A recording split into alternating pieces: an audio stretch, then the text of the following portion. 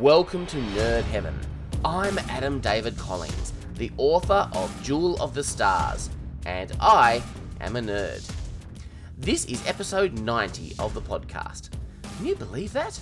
We're getting close to 100. When a TV show gets to their 100th episode, it's a big deal worth celebrating. I still feel like I only just started this podcast, and it's a relatively new thing. Today, we're talking about the Stargate Universe episode, Blockade. And if you'd like to check out my original science fiction books, head over to adamdavidcollins.com/books. The description on Gateworld reads, Destiny is attacked by drone ships while attempting to recharge its power reserves, forcing most of the crew to gate to a nearby planet, while Eli tries a risky alternative. This episode was written by Linda McGibney, it was directed by Andy Makita, and it first aired on the 2nd of May, 2011. Eli is still immersed in the history of Novas, and Rush doesn't get it. And he admits freely that he had no part in it. His counterpart wasn't there. He had no descendants. But to Eli, it's more than that. They were humans, and they lived and died here in this distant galaxy. And I love that he's adding footage of the descendants to his documentary. I agree wholeheartedly with Eli when he says that he thinks this documentary is important. Hey, I like to document and vlog my holidays, but a journey like the one they're on, that's so much more important. The Collins Show on YouTube, by the way, if you're interested in my travel vlogs. They've arrived in a star system to refuel. Now, I thought this was the system where they're taking the surviving descendants, but apparently not. The passengers don't show up or even get a mention throughout the rest of this episode, so I'm assuming we've already dropped them off on their new world. Destiny is taking the long way around a gas giant for some reason. It clearly has a reason, the crew just don't know what it is. But the longer they take to reach the planet, the more their resources are going to be strained. And now some bad news. There are drones with a command chip in this system. How did the drone ships know Destiny was going to be in that system? Was it coincidence, or are they still somehow tracking the ship? They haven't been using the Stargate, so that's ruled out. Maybe they are no longer tracking us, but they can predict our path. So Rush suggests going off their usual course. They drop out of FDL a long way from the star, so they'll have time to rebuild their ability to jump before they encounter any potential drones. They got lucky last time. And guess what? There's drones here too! They've set up a blockade, blocking us from the star. Destiny has to recharge somehow. They're blockading all the stars they think Destiny might try to visit. Power is getting critically low. They have only one more chance. The drones know Destiny's weakness. It has to recharge from certain types of stars. The only way to ensure there are no drones waiting is if they choose a star that Destiny would never go to. A blue supergiant. Now, I'm not an astrophysicist, but I can tell by the characters' reactions that this is a terrible idea. Volker is convinced the crew would never survive the heat given off by one of these stars. The plan is, leave most of the crew on a planet and a small team pilots the ship.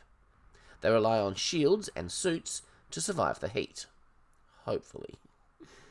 It can't be fully automated because even if they could convince the ship to do this itself, the core AI systems would stop working at this heat. There won't be a habitable planet near such a star, so they'll have to gate to a nearby star system, which of course will attract the drones. They'll have to be quick and get it done before they arrive. It's an insane plan, and it could go wrong in so many ways. But what other choice do they have? If they don't charge soon, they'll be dead in space, and then they'll make a very tempting target to the drones. Young makes it clear to Telford they're not asking permission. They're doing this. They don't have a choice. Now, the plants in the garden won't survive the star any more than the people will, so they're going to have to harvest everything. I don't think Destiny is very happy about what they're doing. It locks them out of the bridge. Rush, Eli, and Park are the ones who will stay behind. Park has some medications that she wants to protect, and then she'll back up Rush, who in her words isn't as great as he thinks he is. It makes good sense, since Park is the expert on the suits, as we saw back in early Season 1. When Young announces that Park is staying, we get some insight into Greer. He didn't try and talk her out of it. He has confidence that she'll be alright. In most stories, when someone wants to go into danger, the loved one argues passionately against it. And I get that. It'll be very, very hard for me to watch my wife put herself in danger like this. But in little ways, we trust our loved ones as they take all sorts of risks during the day-to-day life. My wife is a nurse, and there's risk associated with that job, but I trust her that she has the training and the knowledge to handle it. But a risk like this is something else. Rush has found a star. As they approach, the gate is dialed to a planet in range. And this is where we get a big surprise. The gate on the planet isn't in the middle of a deserted forest or desert. It's in a building, a big metal shed. It must have been built by the descendants. As Eli says, "Holy crap, we've dialed Pittsburgh." I don't actually know what Pittsburgh looks like because I'm Australian, but it made me chuckle. The place looks less advanced than Novus, and there's no sign of life. Due to isolation and different ideologies, it's entirely possible that colonies of Novus would have advanced at different rates. But what happened to the people? Either way, this town could be a gold mine. They could find all sorts of medical supplies, food, weapons. The benefit is too great to ignore. It definitely outweighs the risk. Of course, the risk is impossible to assess right now because they just don't have enough information. But they make the right call to explore. Now, I've seen this episode multiple times in the past, but I don't remember this at all, which is weird because the discovery of the town on this planet is really cool and ties nicely with the previous 2 episodes that I loved so much. Brody makes a very interesting observation. There are paved streets, but no vehicles of any kind. Clearly this world had cars. Where are they? Rush and Eli have an interesting conversation. Rush wants to know how they're going to do this. Eli has to push through his frustration to find out what Rush is really getting at. What he really wants to know is who's going to be the boss. Who will enter the course changes into the computer? Naturally, given Rush's self-important ego, Eli assumes that Rush would do it. But Rush is asking. So Eli volunteers. It's really hard to read Rush at that moment. If he doesn't trust Eli to do the job, then why is he asking? Or is he trying to give Eli the push to step up and believe in himself? He has expressed that kind of a desire in the past. He does see himself as a bit of a mentor figure to Eli in some ways. Park is cutting it mightily close to get out of that atrium. And just as she's about to walk through the door, Destiny seals it. In fairness, the ship did give an auditory warning, but not much time to evacuate. Eli tries to override the door to rescue her, but it's not working. Rush seems open about the fact that they might have to let Park die. They don't have time for this. And as much as I want to disagree with him, I kinda can't. The entire crew are counting on them accomplishing their mission. In order to achieve that, at some point, Eli may have to stop trying to rescue Park and fulfill his other duties. It's harsh and it sucks, but that's the reality of the situation. Eli doesn't care and is ready to go down and try to open the door manually. So Rush has to force the issue by explaining the reality of the situation to Park. Eli is spending too much time trying to rescue you, more than we can afford. She's got her suit and there's a pool in the middle of the garden. If she is fully submerged, she should have enough protection from the star. Rush promises her she'll be okay. But is he telling the truth?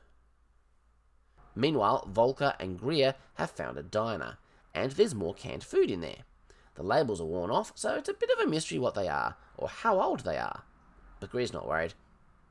This makes me wonder what date system the Novans use, and would any used by dates be meaningful to us, even if they weren't worn off?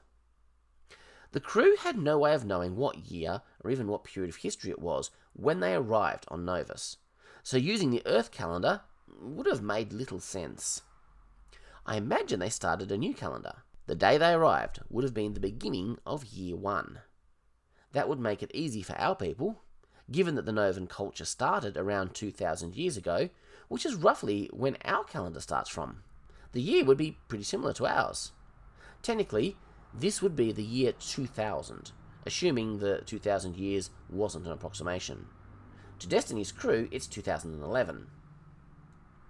One of the crew finds an old Novan newspaper and shows it to Camille. The headline says, "Attack." Now, firstly, I want to praise the fact that the props people spelled it without a C. A-T-A-K. In reality, it's pretty unrealistic that the Novan survivors would speak contemporary English after 2,000 years. Just think what the English language was like in the real world 2,000 years ago. English didn't really exist 2,000 years ago. It was brought to Britain by the Anglo-Saxons in the mid-5th century. So let's just look at how English has changed over the last 1,500 years. Have you ever looked at Old English or listened to anyone speak it? It's unrecognisable as anything I'd call English. It's a whole other language. It kind of sounds alien, and I find it a little creepy. It's really fascinating. Definitely worth a Google. Anyway, the language the descendants speak now would be vastly different to what the crew of Destiny spoke when they first arrived on Novus. For the sake of storytelling, the show has ignored that, and fair enough. Stargate has been doing that since early SG-1. How many aliens who we've never met before have spoken English, with no explanation at all? But I do like they at least acknowledge this concept by showing that the spelling has changed. Not only that, the guy is having a little trouble reading the article. He can make the gist of it, but it's difficult for him. So while spoken English seems to be the same, at least for the descendants that we've found, written English has definitely changed. Maybe the people who lived on this planet changed their language more than those closer to Novus. Anyway, it's a big thumbs up for that detail. Very cool. But let's talk about what the article actually means. The people on this planet were attacked. Now, Young will shortly discover that half of this city has been destroyed, and they'll spot a drone flying through the streets. Now, the drones may have just come here because they noticed the Stargate use, but this is a single scout. If they knew Destiny's crew were here, they'd come in force. And the newspaper description does sound like the drones. It's very likely the original inhabitants of this city were destroyed by the drones, and that's worrying. It means that even without interference by Destiny's crew, the Novan descendants are at risk from these drones. Morrison wants to run to one of the planets in range, which won't be in range of Destiny. He starts dialing, but James punches him out before the wormhole can form. Still, that might have been enough to attract the drone's attention. Idiot.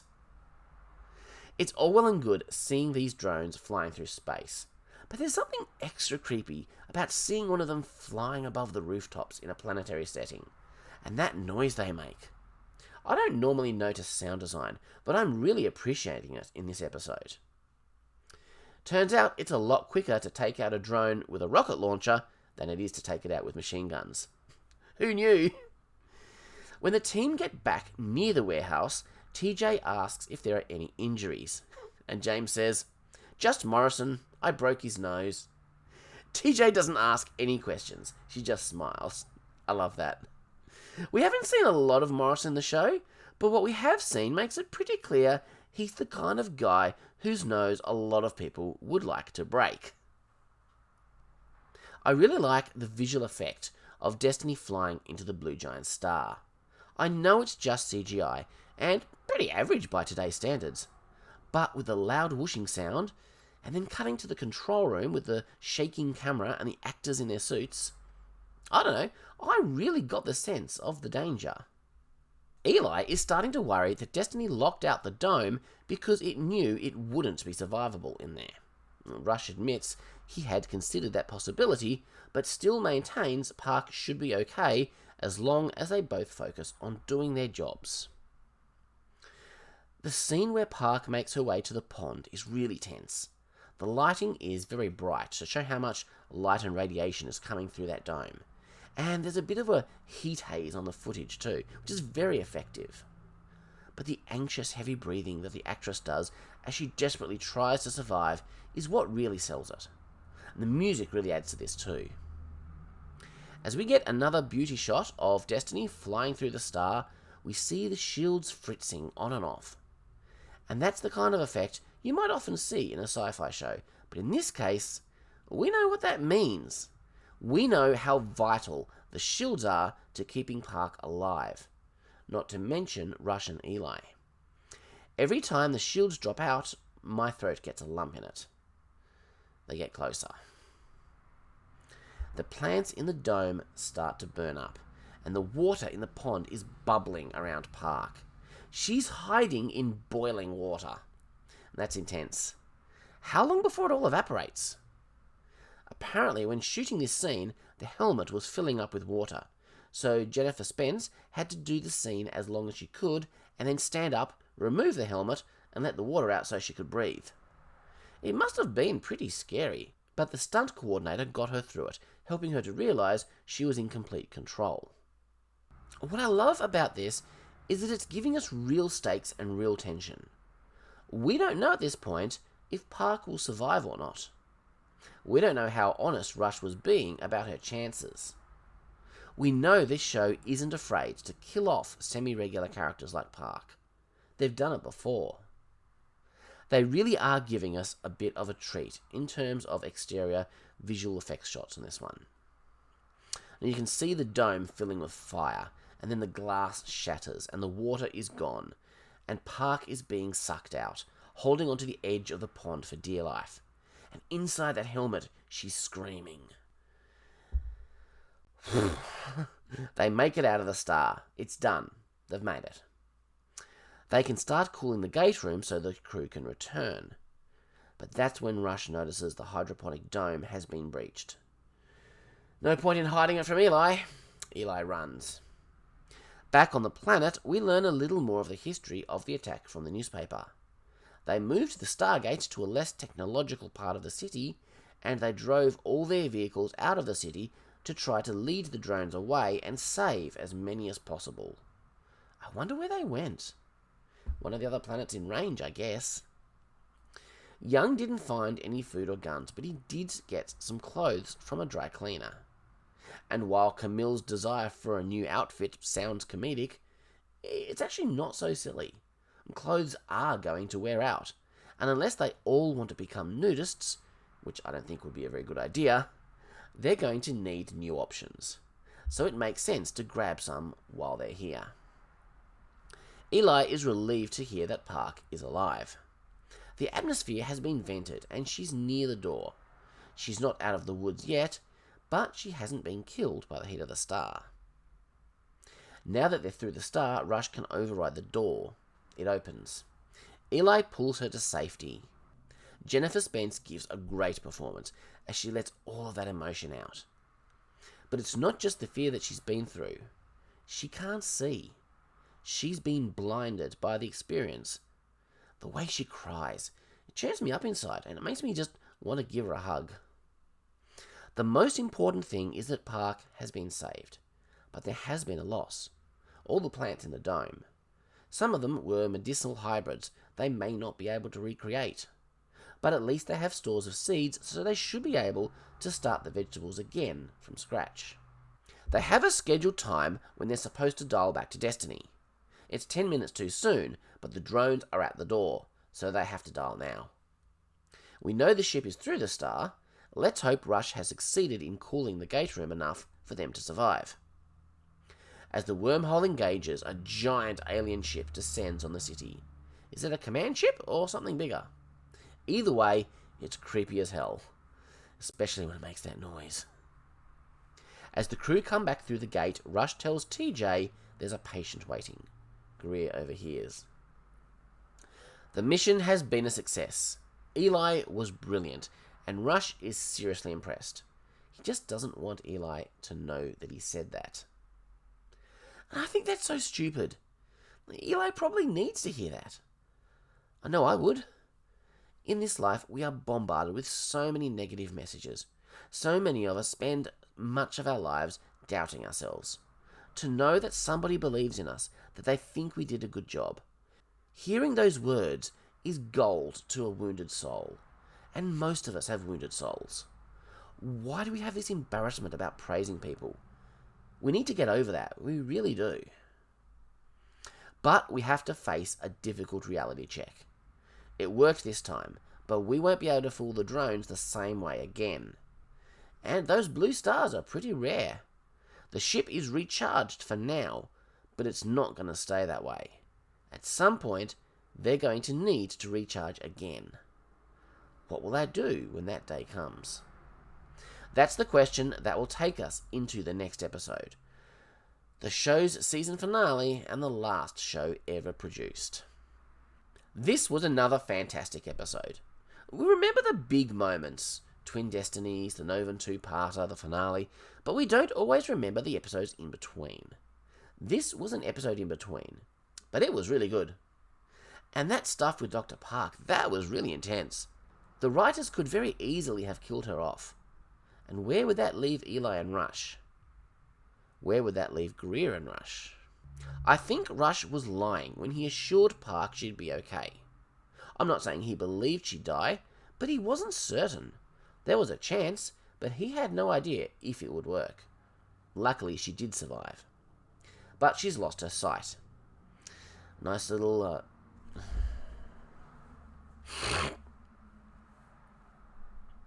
And I do like it when modern TV shows make permanent changes to characters like this. And yet I'm still faced with the uncomfortable realization that Rush probably did the right thing. They had to do those calculations. They had to get through that star. They didn't have time for messing with the door. They probably wouldn't have succeeded. I like when shows put our characters in difficult situations like this. But I'm sure glad I'm not in one of those situations. I'm starting to feel sad about getting to the end of Stargate Universe, and feeling again the pain of this show's cancellation. One episode left. I guess I'll see you next time as we discuss Gauntlet. In the meantime, have a great 2 weeks, live long and prosper, make it so.